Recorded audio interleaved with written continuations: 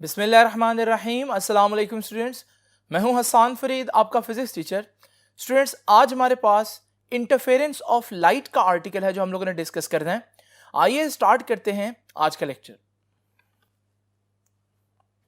Students, interference of light को understand करने से पहले क्यों ना हम एक दफा फिर से सिंपल इंटरफेरेंस को अंडरस्टैंड करें।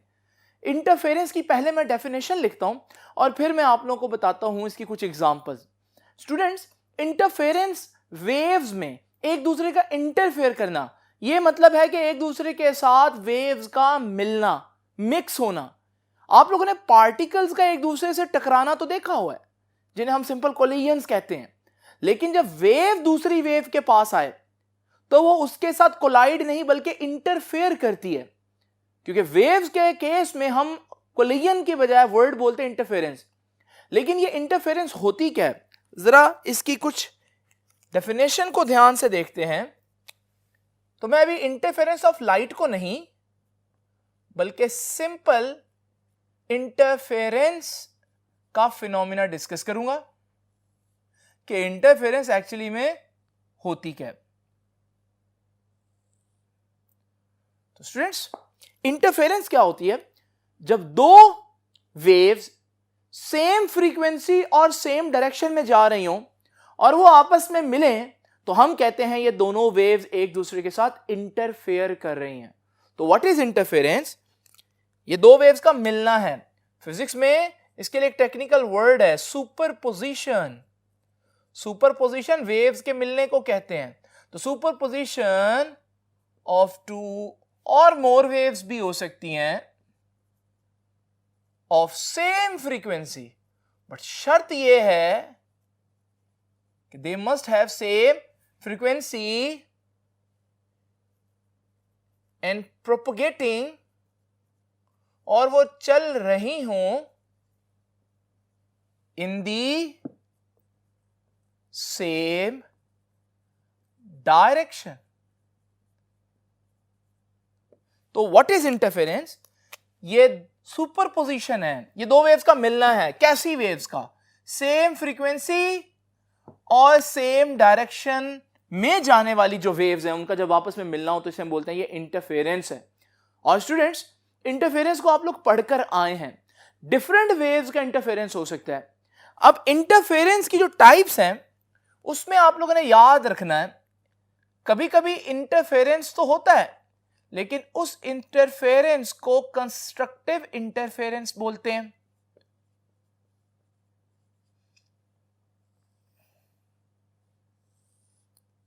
बिल्कुल इसी तरह से समटाइम्स दो वेव्स के दरमियान इंटरफेरेंस तो होता है लेकिन उस इंटरफेरेंस को हम डिस्ट्रक्टिव इंटरफेरेंस कहते हैं। तो स्टूडेंट्स, इंटरफेरेंस कंस्ट्रक्टिव कब होगा और डिस्ट्रक्टिव कब होगा, जरा ध्यान से देखिएगा। ये देखिए मेरे पास ये एक वेव है। आपको मालूम है वेव के इस पार्ट को हम क्रस्ट और इस पार्ट को हम ट्रफ कहते हैं।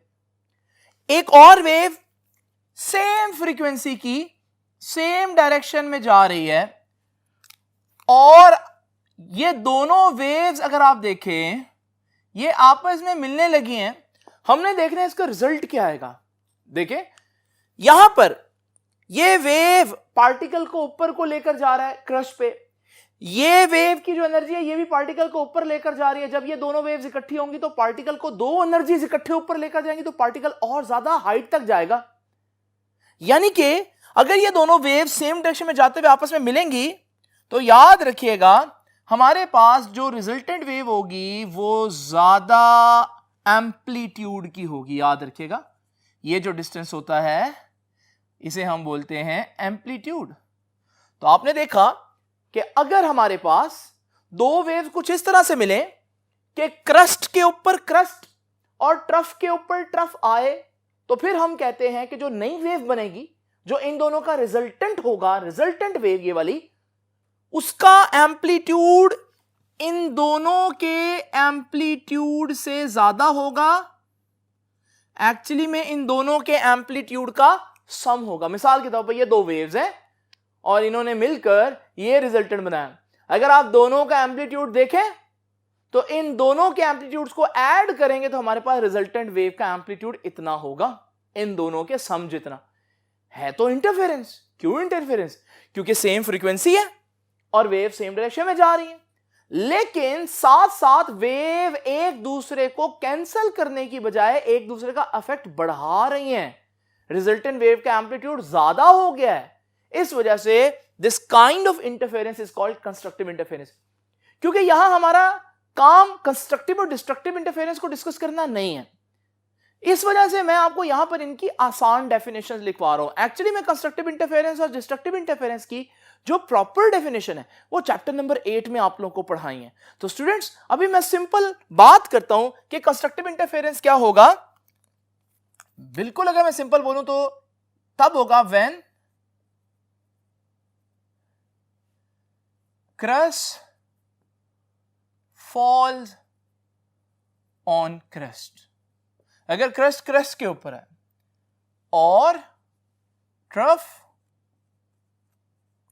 फॉल्स ऑन ट्रफ और ट्रफ ट्रफ से मिले तो फिर हमारे पास कंस्ट्रक्टिव इंटरफेरेंस होता है। और हमें कैसे पता चलेगा कंस्ट्रक्टिव इंटरफेरेंस होगा? जब हमारे पास एम्पलीट्यूड बढ़ जाएगा, रिजल्टेंट एम्पलीट्यूड। फिर इसी तरह से स्टूडेंट्स याद रखिएगा डिस्ट्रक्टिव इंटरफेरेंस की डेफिनेशन फिर क्या बनेगी? When crust falls on trough and vice versa। मिसाल के तौर पर ये वही दो वेव्स है मेरे पास, एक ये वेव है और दूसरी ये वेव है। दोनों वेव सेम फ्रीक्वेंसी की ही हैं और सेम डायरेक्शन में जा रही हैं, लेकिन अगर आप गौर करें इसका क्रस्ट इसके ट्रफ के ऊपर आ रहा है। क्रस्ट में पार्टिकल के पास जो एनर्जी होती है वो पार्टिकल्स को ऊपर लेकर जाना चाहती है, ट्रफ में पार्टिकल्स की एनर्जी उनको नीचे लेकर जाना चाहती है। जब ये दोनों एनर्जीज इकट्ठी होंगी तो पार्टिकल को ऊपर से भी उतनी एनर्जी जितनी नीचे से खींचेगी, तो पार्टिकल तो फिर वहीं का वहीं रहेगा, यानी कि पार्टिकल मूव नहीं कर पाएगा, ऑपोजिट एनर्जीज की वजह से कैंसिल हो जाएगा। ऐसी दो वेव्स जब आपस में मिलेंगी तो इनका रिजल्ट क्या आएगा? इनका रिजल्ट जो है वो ये दोनों वेव्स एक दूसरे को कैंसिल कर देंगे और हमारे पास वेव जो है वो फिनोमिना जो है वो खत्म हो जाएगा, नजर नहीं आएगा। ये जो हमारे पास इंटरफेरेंस है तो इंटरफेरेंस, क्योंकि सेम फ्रीक्वेंसी और सेम डायरेक्शन है, लेकिन साथ साथ ऐसा इंटरफेरेंस है जो डिस्ट्रक्शन कर रहा है, खत्म कर रहा है चीज को, इसे हम बोलते हैं कि ये डिस्ट्रक्टिव इंटरफेरेंस है। और डिस्ट्रक्टिव इंटरफेरेंस की बजाय जो मैंने एग्जांपल दी है ना, ये एक्चुअली में हमारे पास इसे बोलेंगे कि ये कंप्लीटली डिस्ट्रक्टिव इंटरफेरेंस है। यहां तो बिल्कुल इफेक्ट कैंसिल हो गया क्योंकि एम्पलीट्यूड्स क्या थे? सेम थे। लेकिन अगर आपके पास एक वेव ये हो और दूसरी वेव ये हो तो फिर हमारे पास आप देख रहे हैं इसका एम्पलीट्यूड कुछ और है और नीचे वाली वेव का एम्पलीट्यूड कुछ और है। अब जब ये मिलेंगे तो एम्पलीट्यूड डेफिनेटली माइनस होंगे, लेकिन क्या अब जीरो होगा? नहीं। तो हमारे पास ये बनेगा रिजल्टेंट वेव। तो रिजल्टेंट वेव का इफेक्ट पहले से कम हो गया है, एम्पलीट्यूड पहले से कम हो गया है, लेकिन जीरो नहीं हुआ। इस वजह से यहां जो मैं आपके सामने बता रहा हूं ये कंप्लीटली डिस्ट्रक्शन हो रही है, लेकिन समटाइम ऐसा नहीं होता। कंप्लीट डिस्ट्रक्शन के लिए एम्पलीट्यूड्स का बराबर होना भी जरूरी है। ये तो हो गया थोड़ा सा तारुफ इंटरफेरेंस का। नाउ स्टूडेंट्स, इंटरफेरेंस आप लोगों ने देखी। अगर ये पानी की एक वेव है और ये पानी की एक वेव है, ये दोनों वेव जब आपस में मिलेंगी तो एक बड़ी लहर बनाएगी। ये भी इंटरफेरेंस है और कंस्ट्रक्टिव इंटरफेरेंस है क्योंकि एम्पलीट्यूड ज्यादा हो गया, लेकिन ये इंटरफेरेंस ऑफ वाटर वेव्स हैं। इसी तरह से जरा इमेजिन करेंगे साउंड है, साउंड की एक वेव साउंड की दूसरी वेव से जब मिलेगी तो आपको मालूम है जो नई वेव है उसमें एम्पलीट्यूड बढ़ जाएगा। ये भी तो कंस्ट्रक्टिव इंटरफेरेंस हो गया, लेकिन ये कंस्ट्रक्टिव इंटरफेरेंस ऑफ साउंड है। आज का आर्टिकल कंस्ट्रक्टिव इंटरफेरेंस या डिस्ट्रक्टिव इंटरफेरेंस नहीं बल्कि इंटरफेरेंस ऑफ लाइट है। स्पेशली हम लोगों ने लाइट को डिस्कस करना है। तो लाइट का कंस्ट्रक्टिव इंटरफेरेंस कैसा दिखता होगा, जरा आसान एग्जांपल लेकर चलता हूं स्टूडेंट्स। जरा इमेजिन करें मेरे पास ये एक रेड लाइट की वेव है और एक और रेड लाइट की वेव है। अगर आप ऊपर वाली वेव को देखें तो वो आपको इस तरह से नजर आएगी, और नीचे वाली वेव को देखें तो वो आपको कुछ इस तरह से दिखाई देगी। ठीक है जी, ये वो है जो मैंने आप लोगों को एज्यूम किया कि इस तरह से तकरीबन दिखाई देगी। जब ये दोनों वेव्स मिलेंगी, अब क्रस्ट के ऊपर क्रस्ट आ रहा है, ट्रफ के ऊपर ट्रफ आ रहा है, तो कंस्ट्रक्टिव इंटरफेरेंस तो होगा, और जो रिजल्टेंट वेव होगी वो हमारे पास उसका एम्पलीट्यूड बढ़ जाएगा। तो अब ये दिखेगी कैसे स्टूडेंट्स? ये कुछ इस तरह से दिखेगी, यानी कि इसकी इंटेंसिटी, इसकी ब्राइटनेस ज्यादा होगी। तो लाइट के केस में कैसे पता चलता है कि कंस्ट्रक्टिव इंटरफेरेंस है? अगर दो वेव्स मिलकर इंटेंसिटी बढ़ा दें, ब्राइटनेस ज्यादा हो जाए, तो फिर हम कहते हैं कि ये कंस्ट्रक्टिव इंटरफेरेंस है। इसी तरह से लाइट के केस में डिस्ट्रक्टिव क्या होगा? इमेजिन करें ये एक रेड लाइट है, और इसी तरह से हमारे पास ये एक और रेड लाइट है, लेकिन आप देख रहे हैं क्रस्ट के ऊपर ट्रफ और ट्रफ के ऊपर क्रस्ट आ रहा है। इस सूरत में जब ये दोनों वेव्स मिलेंगी तो हमारे पास ये एक दूसरे की ऑसिलेशंस को कैंसिल करेंगे और रिजल्टेंट वेव ये आएगी, यानी कि आपको कुछ भी दिखाई नहीं देगा। ये डिस्ट्रक्टिव इंटरफेरेंस है, लेकिन ये कंप्लीटली डिस्ट्रक्टिव है। मैंने बताया था कंप्लीटली डिस्ट्रक्टिव तब होगा जब दोनों एम्पलीट्यूड्स आपस में बराबर होंगे। लेकिन स्टूडेंट जरा इमेजिन करें, अगर मेरे पास ये एक रेड वेव हो और ये दूसरी रेड वेव हो, अब भी क्रस्ट के ऊपर ट्रफ और ट्रफ के ऊपर क्रस्ट आ रहा है, डिस्ट्रक्शन होगी लेकिन कंप्लीट नहीं, क्योंकि दोनों के एम्पलीट्यूड्स बराबर नहीं है। अब हमारे पास जो रिजल्टेंट वेव बनेगी वो इस तरह से होगी और वो इस तरह की नजर आएगी। तो ये तो पता चल रहा है कि पहले के मुकाबले में लाइट डिम हो गई है, लेकिन कंप्लीटली वैनिश या गायब नहीं हुई। तो स्टूडेंट्स, लाइट के इंटरफेरेंस को आप लोग कैसे जज करेंगे? लाइट कंस्ट्रक्टिव इंटरफेयर कर रही है, डिस्ट्रक्टिव इंटरफेरेंस कर रही है, उसका सिंपल तरीकेकार क्या है? अगर लाइट की वेव्स मिलकर पहले से ब्राइट इमेज बनाए, ज्यादा इंटेंसिटी वाला इमेज बनाए, तो हम कहेंगे यहां कंस्ट्रक्टिव इंटरफेरेंस हो रहा है। और अगर लाइट की वेव्स जो है वो डिस्ट्रक्टिव इंटरफेरेंस करेंगी तो लाइट पहले के मुकाबले में डिम हो जाएगी। और अगर बहुत डिस्ट्रक्टिव इंटरफेरेंस यानी कि कंप्लीट डिस्ट्रक्टिव इंटरफेरेंस करेंगे तो फिर लाइट बिल्कुल खत्म हो जाएगी और डार्कनेस नजर आएगी, यानी कि कुछ भी नजर नहीं आएगा। नाउ स्टूडेंट्स, आप सोच रहे होंगे कि ये बस इंटरफेरेंस है, बात खत्म हो गई। देखिए, लाइट हमेशा से स्पेशल रही है। वाटर और साउंड की वेव्स अलग है, लेकिन लाइट की वेव स्पेशल है। तो लाइट का जो इंटरफेरेंस है उसके लिए वो शर्त तो है ही कि सेम फ्रीक्वेंसी हो और सेम डायरेक्शन हो, लेकिन इसके अलावा भी कुछ शर्तें हैं जो पूरी करेंगे तो लाइट की इंटरफेरेंस को आसानी से देखा जा सकता है, प्रोमिनेंट होकर देखा जा सकता है। वो कौन सी हमारे पास कंडीशंस हैं? तो स्टूडेंट जरा तवज्जो कीजिएगा।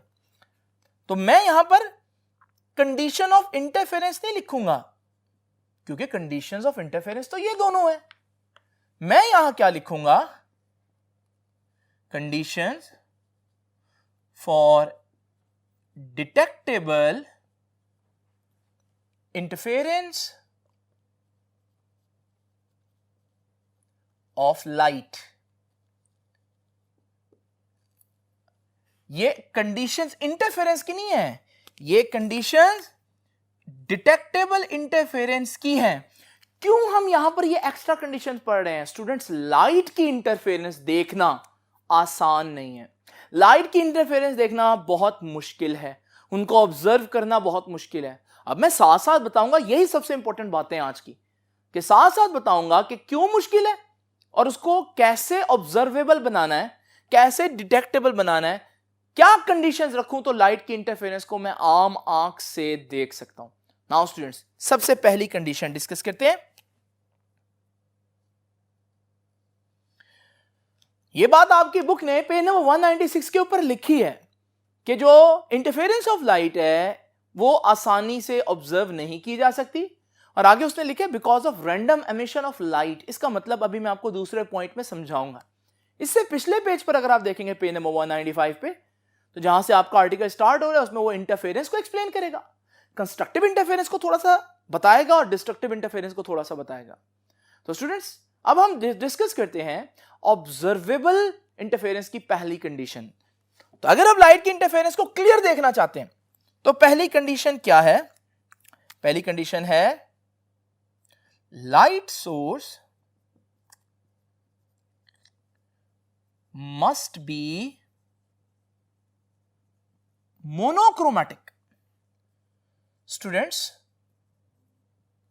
मोनोक्रोम का मतलब होता है, मोनो का मतलब होता है सिंगल, क्रोमैटिक या क्रोम का मतलब होता है कलर। तो मोनोक्रोमैटिक क्या हुआ? सिंगल कलर, और हर कलर की अपनी वेवलेंथ होती है। जैसे रेड कलर जो है वो लॉन्गर वेवलेंथ की वेव होती है, जबकि जो ब्लू कलर होता है वो शॉर्टर वेवलेंथ की वेव होती है। इसका मतलब जब मैं कहता हूं सिंगल कलर लेना है, तो इसका मतलब है कि सिंगल वेवलेंथ लेनी है, या रेड या ब्लू या ग्रीन। तो कौन सा कलर लेना है? मोनोक्रोमैटिक।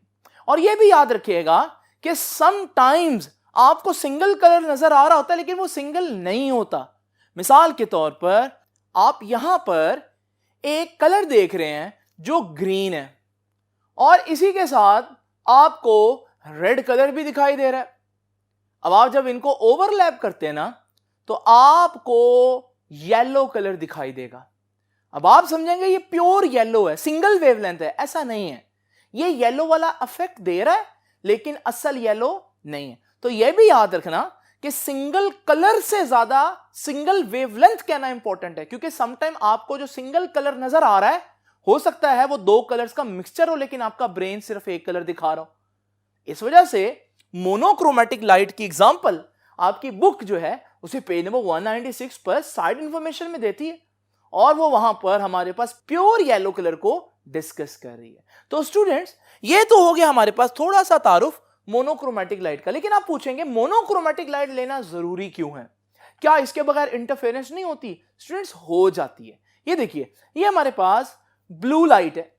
आपको मालूम है ब्लू लाइट से इंटरफेयर करेंगे तो ब्राइट ब्लू बनेगा, ज्यादा इंटेंसिटी वाला ब्लू। रेड के साथ करेंगे तो ज्यादा इंटेंसिटी वाला रेड बनेगा। इसी तरह से हमारे पास येलो से करेगी तो येलो, ऑरेंज से करेगी तो ऑरेंज का कंस्ट्रक्टिव इंटरफेरेंस होगा। अब जरा इमेजिन करें, अगर मैं व्हाइट लाइट की बात करूं तो व्हाइट लाइट के अंदर क्या सारे वेवलेंथ्स नहीं है, सारे कलर्स हैं। जब व्हाइट लाइट की इंटरफेरेंस देखेंगे तो व्हाइट लाइट के सारे कलर्स आपस में इंटरफेरेंस करेंगे, ब्लू से, रेड से। तो हमारे पास हर कलर का इंटरफेरेंस नजर आएगा। अब इंटरफेरेंस तो हुआ, लेकिन वो इंटरफेरेंस कुछ इस तरह से दिखेगा, जैसे हमारे पास कहीं पर पेट्रोल गिरा हो तो पानी उसके साथ मिक्स हो, तो ये हमारे पास जो इंटरफेरेंस है ये व्हाइट लाइट का इंटरफेरेंस है। इसमें हर कलर इंटरफेयर कर रहा है। बिल्कुल इसी तरह से अगर आपने सोप बबल के ऊपर ये डिफरेंट कलर पैटर्न्स देखे हो तो ये भी इंटरफेरेंस है, लेकिन व्हाइट लाइट की है। अब मसला यह है कि अगर इन दोनों एग्जांपल्स में देखें तो इंटरफेरेंस इस हद तक मिक्स हो गया है कि इसको स्टडी करना मुमकिन नहीं है सही तरह से। इस वजह से हम क्या करते हैं, अगर आप प्रॉपर तरीके से स्टडी करना चाहते हैं, कोई मैथमेटिकल रिलेशन बनाना चाहते हैं, तो आपने केस को आसान रखना है। और इंटरफेरेंस के लिए आप बजाय सारे कलर्स को मिक्स करके आपको समझ भी ना आए कि क्या चल रहा है, आप एक कलर लें ताकि आप सही तरह से थ्योरी डेवलप कर सकें। तो this is the reason for detectable interference of light, observable interference of light. पहली कंडीशन क्या है? इन दोनों कंडीशन के अलावा वो ये है कि लाइट सोर्स कैसा होना चाहिए? मोनोक्रोमैटिक, प्योर एक कलर वाला होना चाहिए। यानी कि जो आपके लाइट बल्ब है, ये जो फ्लोरेसेंट बल्ब है, ये जो इनकैंडेसेंट बल्ब है, एनर्जी सेवर्स वगैरह, ये सारे व्हाइट लाइट के सोर्स हैं। इनमें एक से ज्यादा वेवलेंथ्स हैं, तो फिर हमारे पास ऑब्जर्वेबल इंटरफेरेंस नहीं होगा। और ये अच्छी बात है, क्योंकि आप जब एक से ज्यादा बल्ब जलाकर अपने कमरे में बैठे होते हैं तो इंटरफेरेंस आपको नहीं नजर आता। हालांकि दोनों बल्ब साथ साथ हैं, तो उनकी लाइट आपस में इंटरफेयर क्यों नहीं कर रही? क्योंकि ऑब्जर्वेबल इंटरफेरेंस नहीं हो रहा, क्योंकि बहुत सी लाइट्स हैं, बहुत सी वेवलेंथ्स हैं, और आप उनको सही तरह से ऑब्जर्व नहीं कर पा रहे। तो याद रखिएगा, हमारे पास सबसे इंपॉर्टेंट बात क्या है? ऑब्जर्वेबल इंटरफेरेंस के लिए एक लाइट कैसी होनी चाहिए? मोनोक्रोमैटिक होनी चाहिए। नेक्स्ट चीज जरा देखते हैं।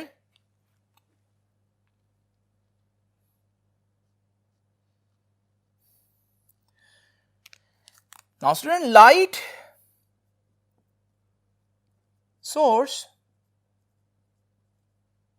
sources must be coherent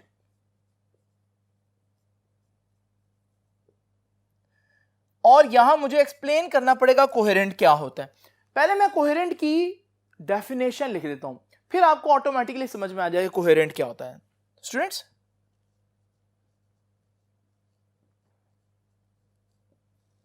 coherent source क्या होते हैं?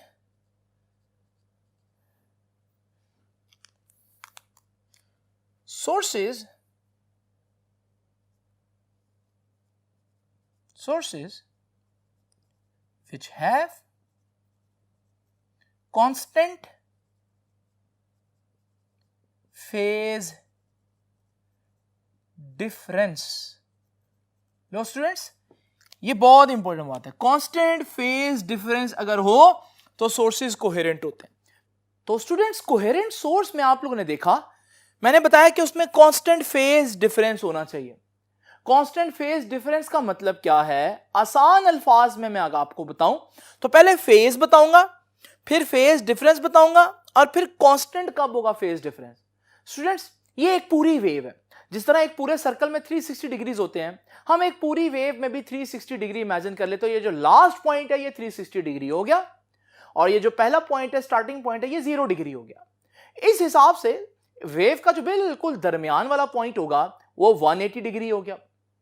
और इसी तरह से जो ये वाला पॉइंट है 0 और 180 के दरमियान में, ये 90 डिग्री बनेगा, और 180 और 360 के दरमियान में जो पॉइंट है ये 270 डिग्री। ये पॉइंट जो मैंने डिग्रीज में आपको बताया, ये हर पॉइंट का एड्रेस है। एड्रेस समझने से हमें क्या मदद मिलती है? मिसाल के तौर पर अगर मैं 0, 180 डिग्री और 360 डिग्री देखूं तो ये वो सारे पॉइंट्स हैं जो मीन पोजीशन के ऊपर एग्जिस्ट कर रहे हैं। यानी कि 0, 180 डिग्री और 360 डिग्री मीन पोजीशन वाले पॉइंट्स का एड्रेस है। अगर मैं देखूं 90 डिग्री, तो 90 डिग्री जो है वो क्रस्ट का एड्रेस है, और 270 डिग्री जो है वो ट्रफ का एड्रेस है। तो स्टूडेंट्स, इस तरह से हमें समझने में जो है वो आसानी होती है कि कोई पॉइंट जो है वो इस वक्त क्रस्ट है, ट्रफ है, मीन पोजीशन पर है, या कहीं दरमियान में। जरा इमेजिन करें इसके जैसी बिल्कुल एक और वेव, और सारे वही पॉइंट्स इसमें भी इमेजिन करें। अब जरा इमेजिन करें दोनों के फेजेस के दरमियान में डिफरेंस लेते हैं। कोई से 2 पॉइंट्स ले लें। चले मैं ये पहले 2 पॉइंट्स लेता हूं।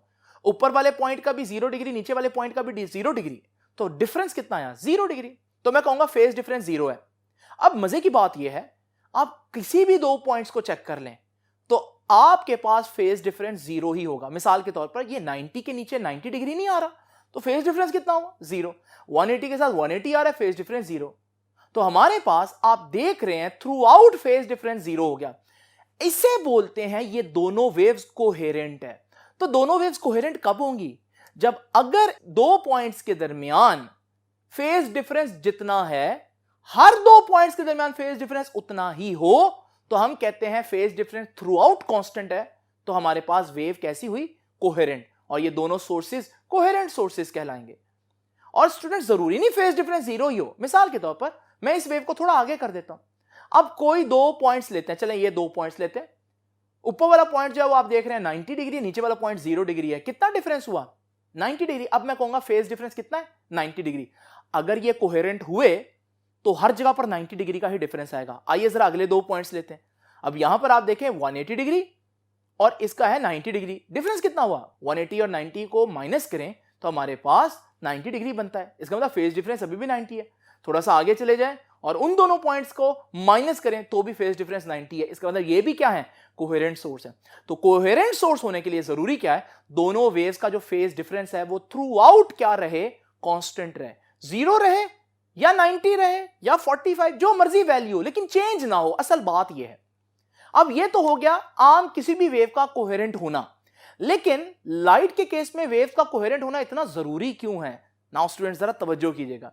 ये देखिए मेरे पास, इमेजिन करें ये 2 लाइट सोर्सेज हैं, और आपको मालूम है इनके अंदर अगर मैं देखूं एटॉमिक लेवल पर जाकर, तो ये लाइट क्यों एमिट कर रहे हैं?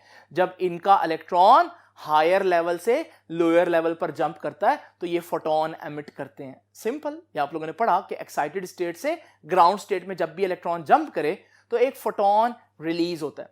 अब जरा इमेजिन करें मैं थोड़े से एटम ऊपर वाले सोर्स में भी बना लेता हूं और थोड़े से एटम्स नीचे वाले सोर्स में भी बना लेता हूं।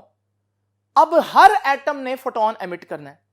अगर सब कुछ आइडियल रहे तो ये हमारे पास जब सारे एटम एक साथ फोटोन एमिट करेंगे, सब एक साथ डी एक्साइट हुए, जरा ये आने वाले फोटॉन्स को देखें, दोनों सोर्सेज की वेव्स को कंपेयर करें। अगर आप देखें ऊपर वाली जो वेव है, अगर वहां पर एक जगह पर क्रस्ट आ रहा है तो नीचे वाली वेव का भी क्रस्ट आ रहा है, और फिर कहीं पर ट्रफ के ऊपर ट्रफ आ रहा है, क्रस्ट के ऊपर क्रस्ट आ रहा है। हर पॉइंट पर आप देख रहे हैं कहीं पर भी ये चीज चेंज नहीं होगी। अगर एक जगह पर क्रस्ट के ऊपर क्रस्ट आया तो हर जगह पर क्रस्ट के ऊपर क्रस्ट ही आएगा, यानी कि फेज डिफरेंस क्या हुआ, कांस्टेंट हुआ। इसे हम बोलते हैं ये दोनों कोहेरेंट सोर्सेज थे। लेकिन ये तब होंगे जब सारे इलेक्ट्रॉन्स एक साथ ग्राउंड स्टेट पर आएंगे, तो फिर हमारे पास ऐसा होगा। इस सूरत में अगर आप यहां से ऑब्जर्व कर रहे हो लाइट को, तो आप देखेंगे ये जो पॉइंट है, यहां पर आपके पास क्रस्ट के ऊपर क्रस्ट आया तो आपको ब्राइट लाइट नजर आएगी, याद है जी आपको। तो हर पॉइंट पर आपको कंस्ट्रक्टिव इंटरफेरेंस नजर आएगा, तो आपको मुसलसल ब्राइट लाइट नजर आती रहेगी। नाउ स्टूडेंट्स, ये तो हो गई आइडियल कंडीशन। असल में मसला क्या होता है? मसला ये होता है कि हमारे पास कोई भी सोर्स ऐसा नहीं होता जिसमें सारे एटम्स एक साथ एमिशन करें, बल्कि इनकी एमिशन रैंडम होती है। यह बात बुक कहती भी है। स्टार्ट में वो सबसे पहले यही प्रॉब्लम डिस्कस करती है पेज नंबर 196 के ऊपर, कि लाइट की इंटरफेरेंस को स्टडी करना मुश्किल क्यों है, because of random emission of light. तो ये है रैंडम एमिशन ऑफ लाइट का मतलब कि हमारे पास सारे एटम्स एक साथ एमिट नहीं करते लाइट को। अब जरा इमेजिन करें, सबने एक साथ एमिट किया लेकिन एक ने नहीं किया। अब होगा क्या? जब एक ने एमिट नहीं किया होगा, आप ये जो वेव निकली है इसको स्टडी करें, यहां पर कंस्ट्रक्टिव इंटरफेरेंस होगा, तो यहां पर आपको जो है वो ब्राइट स्पॉट नजर आएगा। फिर यहां पर भी कंस्ट्रक्टिव इंटरफेरेंस होगा तो ब्राइट स्पॉट नजर आएगा। लेकिन एक एटम के लिए वेव को लेट एमिट करने की वजह से आप देख रहे हैं यहां पर क्रस्ट के ऊपर ट्रफ आ जाएगा। जब ये वेव आपकी आंख तक पहुंचेगी तो यहां पर आपको डार्क नजर आएगा। तो वो कंस्ट्रक्टिव इंटरफेरेंस अचानक से डिस्ट्रक्टिव इंटरफेरेंस में चेंज हो गया। अब यहां पर प्रॉब्लम क्या हुआ? अगर आप इस फिनोमिना को ज्यादा तेजी से देखें तो आप जिस जगह को ऑब्जर्व कर रहे हैं वो कभी ब्राइट कभी डार्क, कभी ब्राइट कभी डार्क होना शुरू हो जाएगी। इस तरह से तो आप स्टडी कर ही नहीं पाएंगे। तो प्रॉपर स्टडी करने के लिए आपका जो पैटर्न है, कंस्ट्रक्टिव है तो कंस्ट्रक्टिव रहना चाहिए, डिस्ट्रक्टिव है तो डिस्ट्रक्टिव रहना चाहिए। यानी आपकी जो इंटरफेरेंस है उसके जो पैटर्न बन रहे हैं वो स्टेशनरी होने चाहिए, रुके हुए होने चाहिए। यानी कि कंस्ट्रक्टिव को कंस्ट्रक्टिव रहना चाहिए, डिस्ट्रक्टिव को डिस्ट्रक्टिव रहना चाहिए। और वो तब होगा जब क्रस्ट के ऊपर हमेशा क्रस्ट और ट्रफ के ऊपर ट्रफ रहेगा। और वो कब होगा? जब सारे एटम्स इकट्ठे ही डीएक्साइट होंगे, यानी कि सोर्सेज जब आपस में कोहेरेंट होंगे। तो स्टूडेंट्स, ये मतलब है एक्चुअली में कोहेरेंट सोर्स होने का। तो आपने देखा कोहेरेंट सोर्स होने के लिए कांस्टेंट फेज डिफरेंस होना चाहिए, और आम सोर्सेज कोहेरेंट नहीं हो सकते। आपका जो फ्लोरेसेंट बल्ब है या इनकैंडेसेंट बल्ब है, ये कोहेरेंट सोर्सेज नहीं है। इसमें हर एटम इकट्ठे एक्साइट डीएक्साइट नहीं हो रहा। तो फिर कौन सा कोहेरेंट सोर्स है ऐसा जिसको आप जानते हैं स्टूडेंट? याद रखिएगा, लेजर्स। लेजर्स जो हैं उनमें सारे एटम्स को इकट्ठे डीएक्साइट किया जाता है। जो लेजर्स जो है वो कोहेरेंट सोर्स हैं। तो ये है वो दो बातें जो डिटेक्टेबल इंटरफेरेंस ऑफ लाइट के लिए बहुत इंपॉर्टेंट है। और अगर स्टूडेंट्स आप लोग पेज नंबर 196 पर देखें तो ये आपको क्लियरली नजर आ रही होंगी। और इस निचले पैराग्राफ में कोहेरेंट सोर्स की डेफिनेशन भी है कि व्हाट आर कोहेरेंट सोर्स। तो उसने लिखा है कि which have constant phase difference. तो ये है हमारे पास बच्चों कोहेरेंट सोर्स का एक थोड़ा सा इंट्रोडक्शन, ताकि आपको आइडिया हो बेसिकली कोहेरेंट कब नहीं होते सोर्सेज। अब स्टूडेंट्स, आपने सोचा होगा कि यही दो कंडीशंस काफी हैं। ये दो कंडीशंस काफी हैं, लेकिन अगर आप इंटरफेरेंस को और ज्यादा अच्छा और ज्यादा प्रोमिनेंट करना चाहते हैं तो दो बातें और भी हैं जिनका ख्याल आप लोगों ने रखना है। एक तो आप लोगों ने कोशिश करनी है वो जो दोनों वेव्स मिल रही हैं उनका एम्पलीट्यूड तकरीबन बराबर हो, क्योंकि जब एम्पलीट्यूड बराबर होगा तो अगर वो कंस्ट्रक्टिव इंटरफेरेंस करती हैं तो ब्राइटनेस बहुत ज्यादा बढ़ जाएगी और आपको इस तरह का स्पॉट नजर आएगा, ब्राइट स्पॉट। और अगर वो डिस्ट्रक्टिव इंटरफेरेंस करेंगे तो बिल्कुल ही कंप्लीट डिस्ट्रक्टिव इंटरफेरेंस करेंगे तो आपको कुछ भी नहीं नजर आएगा, यानी कि डार्कनेस। और अगर आप इसी पैटर्न को रिपीट करें तो डार्कनेस और ब्राइटनेस के पैटर्न को जब आप देखेंगे तो आपको बड़ा क्लियर कट पता चल रहा है कहां इंटरफेरेंस कंस्ट्रक्टिव है और कहां डिस्ट्रक्टिव है।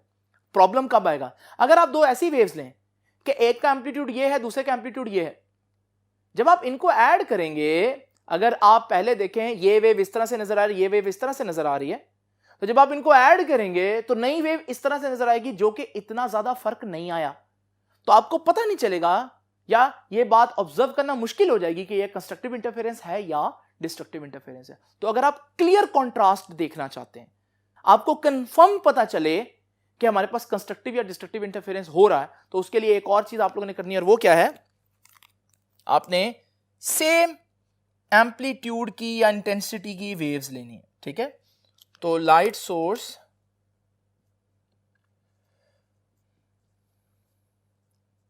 Source must have same amplitude. Amplitude का मतलब है इंटेंसिटी, दोनों लाइट्स की इंटेंसिटी सेम होनी चाहिए, फिर इंटरफेरेंस बहुत क्लियर नजर आएगा। और आखिरी बात क्या है स्टूडेंट्स, सपोज करें आप सारी बातें पूरी कर देते हैं। अगर आप सारी बातें पूरी कर देते हैं, जरा इमेजिन करें आपने मोनोक्रोमेटिक सोर्सेज भी ले लिए, कोहेरेंट भी हैं, और हमारे पास ब्राइटनेस भी यानी कि उनका इंटेंसिटी भी एक जैसी है। अब जरा इमेजिन करें हमारे पास अगर ये दोनों वेव्स इतना दूर दूर हो तो ये मिलेंगी नहीं। इसका मतलब एक सबसे इंपॉर्टेंट और बेसिक चीज क्या है कि हमारे पास सोर्सेज का बहुत करीब करीब होना भी जरूरी है, क्योंकि करीब होंगे तभी तो इंटरफेयर कर पाएंगे। तो ये हमारे पास चौथा पॉइंट है, और वो पॉइंट क्या है कि sources must be close enough, करीब होने चाहिए।